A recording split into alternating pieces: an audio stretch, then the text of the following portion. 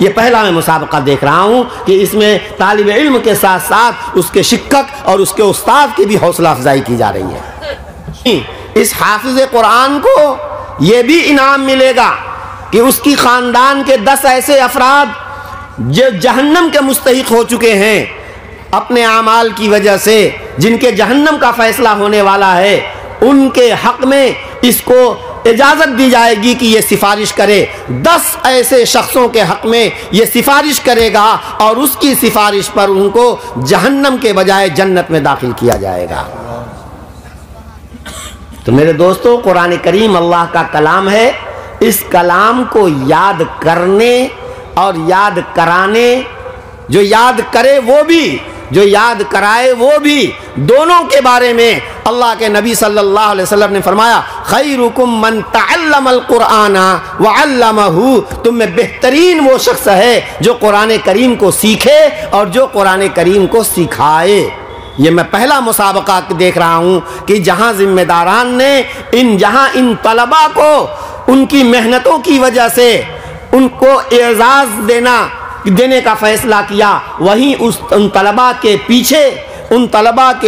ان کے اساتذہ کی جو محنت ہے، ان اساتذہ کی بھی حوصلہ افزائی کی جا رہی ہے، طالب علم کو بھی پرسکار دیا جا رہا ہے اور ان کے استاد کو بھی پرسکار دیا جا رہا ہے۔ یہ پہلا میں مسابقہ دیکھ رہا ہوں کہ اس میں طالب علم کے ساتھ ساتھ اس کے شکک اور اس کے استاد کی بھی حوصلہ افزائی کی جا رہی ہے۔ آپ کا یہ مدرسہ فیض عام 183 سال پرانا ہے، گویا یہ قدیم ترین مدرسہ ہے اور اس کی عظیم خدمات ہیں، اور بے شک علماء، حفاظ، قراء، خادمین قوم و ملت پیدا کرنے میں اس ادارے کا عظیم کردار رہا ہے۔ جیسا کہ ہمارے ناظم اجلاس نے یہ بات کہی کہ یہ تو اللہ تعالیٰ کی سنت ہے کہ ہمیشہ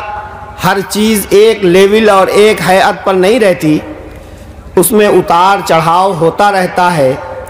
چنانچہ اس مدرسے کے فعالیت میں بھی کافی اتار چڑھاؤ آیا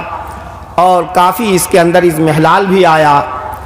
اور ادھر چند سالوں سے یہاں کے ذمہ دار حضرات نے کوئی اتفاق سے مولانا محمود الرحمن صاحب ہاتھ لگ گئے، جو کہیں اور دینی تعلیم کی خدمت انجام دے رہے تھے۔ یہاں کے لوگوں نے ان کی قدر پہچانتے ہوئے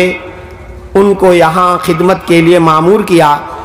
ماشاءاللہ مولانا بہت ہی عزم و حوصلے کے آدمی ہیں۔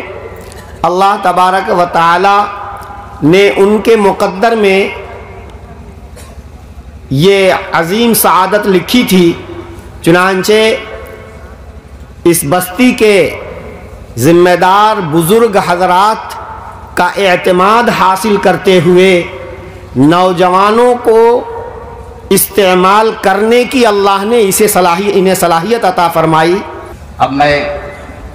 ہمارے استاد حضرت مولانا عبداللہ معروفی صاحب کو بڑے ہی ادب و احترام کے ساتھ درخواست کرتے ہیں کہ حضرت والا ہمارے ساتھ میں اپنے ناصحانہ کلمات سے ہمیں نوازیں۔ السلام علیکم ورحمۃ اللہ وبرکاتہ۔ الحمد للہ نحمده ونستعینه ونستغفره ونؤمن به ونتوکل علیہ ونعوذ باللہ من شرور انفسنا ومن سیئات اعمالنا من يهد الله فلا مضل له ومن يضلل فلا هادي له ونشهد أن لا إله إلا الله وحده لا شريك له ونشهد أن سيدنا ومولانا محمدا عبده ورسوله صلى الله تعالى عليه وعلى آله وصحبه وبارك وسلم تسليما كثيرا أما بعد فأعوذ بالله من الشيطان الرجيم بسم الله الرحمن الرحيم وفي ذلك فليتنافس المتنافسون صدق الله العظيم. وعن أبي هريرة رضي الله تعالى عنه أنه قال قال رسول الله صلى الله عليه وسلم سبعة يظلهم الله في ظله يوم لا ظل إلا ظله إمام عادل وشاب نشأ في عبادة الله ورجل قلبه معلق بالمساجد ورجلان تحابا في الله اجتمع عليه وتفرقا عليه ورجل دعته امرأة ذات منصب وجمال فقال إني أخاف الله ورجل تصدق بصدقة فأخفاها حتى لا تعلم شماله ما تنفق يمينه ورجل ذكر الله خاليا ففاضت عيناه أو كما قال عليه الصلاة والسلام. محترم و مکرم حضرات علماء کرام، قراء و حفاظ اعظام، عزیز طلباء، میرے معزز بزرگوں اور بھائیوں، دوستوں، آج کے اس تاریخی پروگرام میں شرکت کر کے بہت ہی خوشی محسوس ہو رہی ہے اور اللہ تبارک و تعالی کا شکر ادا کیا جا رہا ہے کہ اس نے ہمارے نوجوان علماء اور نوجوان دوستوں کو اپنے دین کی محنت کے لیے قربانی دینے، تن من دھن قربان کرنے کا حوصلہ عطا فرمایا ہے. یقیناً ہمارے یہی نوجوان ہماری امت قوم کا مستقبل ہیں اور ان کی سرپرستی اس میں کوئی شبہ نہیں کہ ہمارے وہ بزرگ حضرات، ذمہ دار حضرات جن کے دلوں میں ملت اسلامیہ کا درد ہے، ان کی سرپرستی اور رہنمائی میں یہ عظیم کام آگے بڑھ رہا ہے. جیسا کہ سپاس نامے میں بھی اور تمہید میں بھی یہ بات سامنے آئی کہ آپ کا یہ مدرسہ فیض عام 183 سال پرانا ہے. گویا یہ قدیم ترین مدرسہ ہے اور اس کی عظیم خدمات ہیں، اور بے شک علماء، حفاظ، قراء، خادمین قوم و ملت پیدا کرنے میں اس ادارے کا عظیم کردار رہا ہے. جیسا کہ ہمارے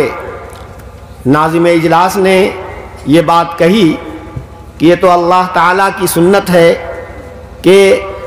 ہمیشہ ہر چیز ایک لیول اور ایک ہیئت پر نہیں رہتی، اس میں اتار چڑھاؤ ہوتا رہتا ہے.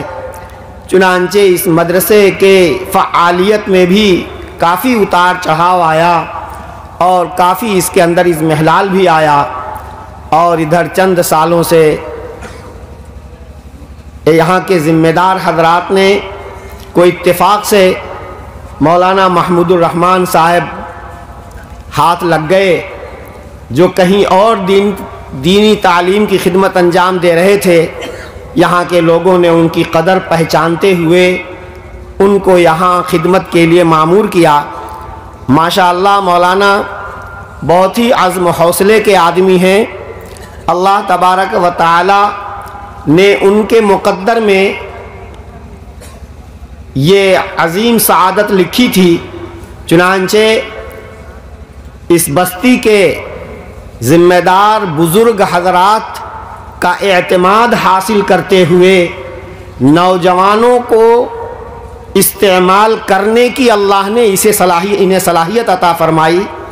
اور نوجوانوں سے ان کے نفسیات اور ان کے ذہن اور مزاج کو سمجھتے ہوئے کس سے کیا کام لینا ہے، ماشاءاللہ انہوں نے اس ادارے کی نشأت ثانیہ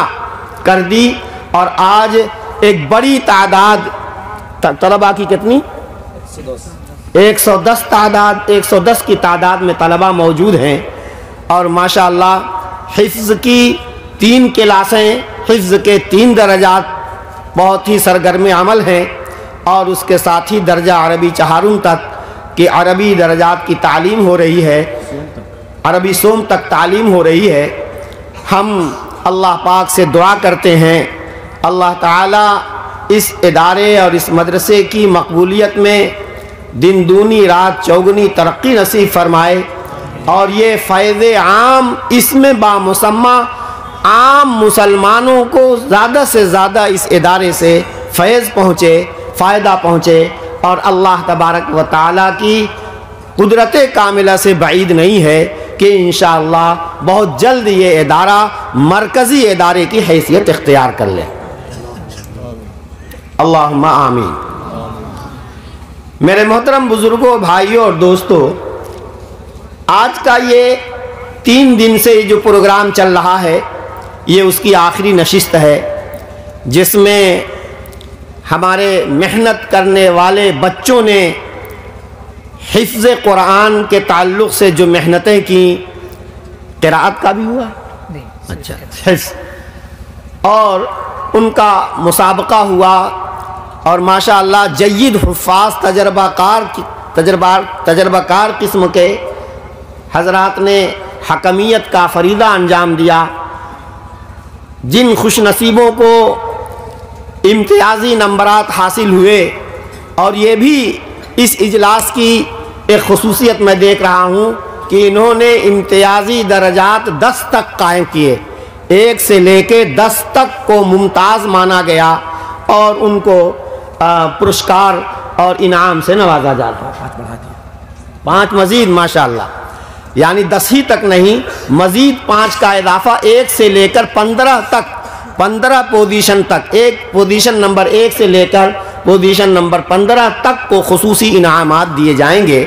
اللہ تعالیٰ ان کے عزم، حوصلہ اور ہمت میں ترقی عطا فرمائے، اور یہ صرف اور صرف قوم مسلم کے اندر اسپرٹ پیدا کرنے کے لیے، ان کے جذبے کو اجاگر کرنے کے لیے یہ ہمت افزائی کی جا رہی ہے، اور اس ہمت افزائی کے لیے مسابقہ کرنا، ایک دوسرے سے آگے بڑھنے کی کوشش کرنا، یہ اللہ تبارک و تعالیٰ کا حکم ہے۔ اللہ تبارک و تعالیٰ نے اپنے کلام پاک میں سورہ مطففین میں جنت کا ذکر کیا، اس کی نعمتوں کا ذکر کیا، جنت کی خصوصیات بیان فرمائیں، کیا کیا اس میں نعمتیں ہوں گی، پھر اس کے بعد فرماتے ہیں اللہ پاک وَفِي ذَلِكَ فَلْيَتَنَافَسِ الْمُتَنَافِسُونَ، تنافس کرنے والے، ایک دوسرے سے آگے بڑھ کر لپکنے والوں کو چاہیے کہ ان نعمتوں کو حاصل کرنے کے لیے کوشش کریں اور لپکیں اور آگے بڑھیں۔ قرآن کریم اللہ کا کلام ہے، اس سے بڑھ کر کے ایک انسان کے لیے سعادت کیا ہوگی؟ اللہ کا کلام ہے، اللہ کا نور ہے، اور اللہ نے پوری انسانیت کی ہدایت کے لیے اس کلام کو اتارا ہے، اور اللہ نے اس کلام کی حفاظت کی ذمہ داری لی ہے۔ ارشاد باری ہے اِنَّا نَحْنُ نَزَّلْنَا الذِّكْرَ وَإِنَّا لَهُ لَحَافِظُونَ، اس قرآن کو، اس ذکر کو ہم نے ہی اتارا ہے، اور ہم ہی اس کی حفاظت کرنے والے ہیں۔ چنانچہ اللہ تبارک و تعالیٰ نے قرآن کریم کے الفاظ، اس کے معانی دونوں کی حفاظت کا اہتمام فرمایا، الفاظ کی حفاظت کا اتنا زبردست انتظام فرمایا کہ قرآن کریم یاد کرنا ایزی، آسان کر دیا ہے، فرمایا وَلَقَدْ يَسَّرْنَا الْقُرْآنَ لِلذِّكْرِ فَهَلْ مِن مُدَّكِرٍ۔ اس کا جہاں ایک ترجمہ یہ ہے کہ ہم نے قرآن کو نصیحت حاصل کرنے کے لیے، عبرت حاصل کرنے کے لیے آسان کیا ہے، کوئی جو نصیحت حاصل کرے۔ وہیں اس کا دوسرا معنی بھی ہے کہ ہم نے قرآن کو یاد کرنے کے لیے بہت سہج آسان بنا دیا ہے کوئی یاد کرنے والا۔ معلوم یہ ہوا کہ قرآن کریم کو یاد کرنے کی طرف اللہ تبارک و تعالی نے ترغیب دی ہے۔